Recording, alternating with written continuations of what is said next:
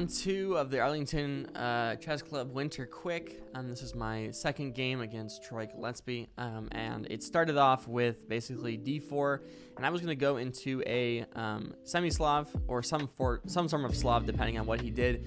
But I was really happy to see that after, though, he started playing d4, he played e4 in the next move, which actually just basically transitions into mainline Caro-Kann advanced variation. So I was pretty happy to see this because I'm just not as good against a d4 openings. I haven't figured out what works for me since I'm no longer using the Dutch. So I was happy to see this, and we get a bunch of book moves. Then you do the c5 push. One of the downsides of the Caro-Kann is that in the French, basically, you can just play c5 in one go. You don't have to waste the move on c6.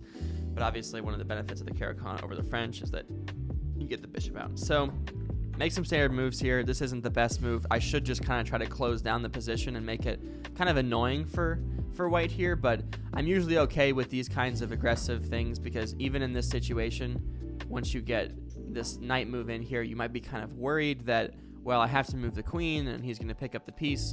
But it's not so bad. You just hit him with basically a check over here. There's no way to stop it. If you stop with a bishop, you pick up the knight. If you stop with the knight over here, then there's no more like fork, and you can just trade off and double stack pawns. So that didn't happen because maybe you should take, but you do this move first, which allows you to then protect the knight when you do it. So that was probably a little dumb. I should have probably moved the piece elsewhere, but I wasn't super worried about it. So a take. Move back. I kind of was a little aimless here. I should have maybe thought a little more because, again, what's this whole queen here, queen here, queen here moves? On move 10, I've already moved the queen 3 times. White has all of his minor pieces out. I've still got these pieces in the back rank. I don't want to castle queenside. White's ready to castle. So the computer says white has like a 1.8 lead here, which I definitely believe. I think I played this because I thought I could get away with the tactic, which I could, but it was too risky. I play here, and I'm basically setting up to do a classic take, and no matter which piece you take back with in this situation, I get to pick up the undefended bishop. There's an easy way out of it. Once I take here, you actually just start with this intermezzo check, make it so I can't castle, and then you can take here whichever way you want. If you want to just trade queens off, you can, or if you want to keep the pressure on, which you should definitely do. Actually, interestingly enough, it says queen takes c3 is winning for me. Oh, because I pick up the pawn here if I want to, or I start with rook c8 check and then I pick up the pawn. So that makes sense. So would have made a lot more sense to take with the queen, but in this situation he didn't do the there we go, the very important move. Bishop takes first. He took with the bishop, then I take up the undefended bishop over here. So now he does get this nasty fork in with knight d4, which is a little annoying, just because, again, you don't want this with your pieces undeveloped. He's about to pick up the d-pawn, which he does.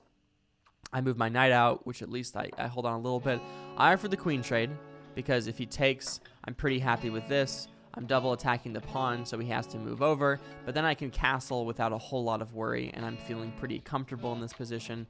So I would have liked to see that. He moves his queen over. Then I threaten basically the double attack. I don't even worry about castling because this is too far attacked. And he does a really interesting move, which is he pushes the e6 pawn and basically says, well, you take this piece, I'll take this piece, I'll take, you take, and things work out. But then you're going to get this really weird kind of position.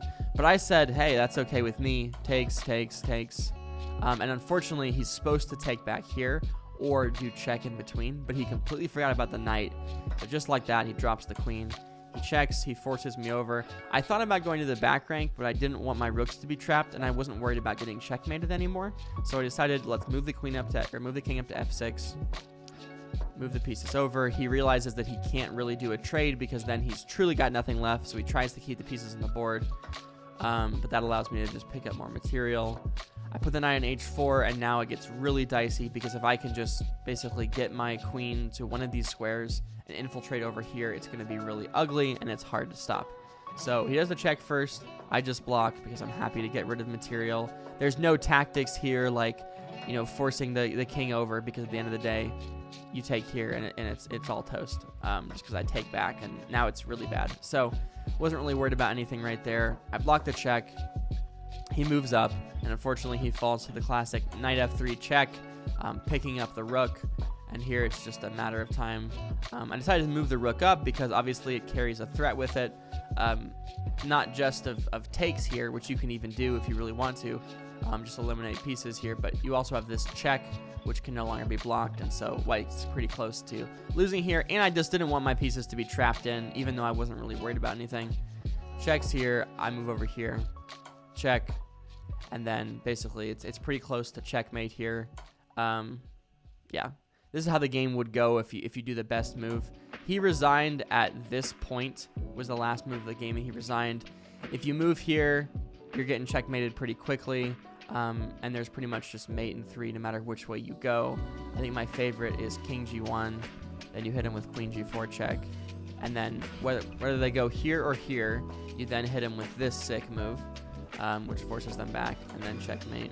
Or if they move to the corner instead, then you hit him with this, then they go here, then you get the knight checkmate. So pretty cool checkmate. And with that, the game was over.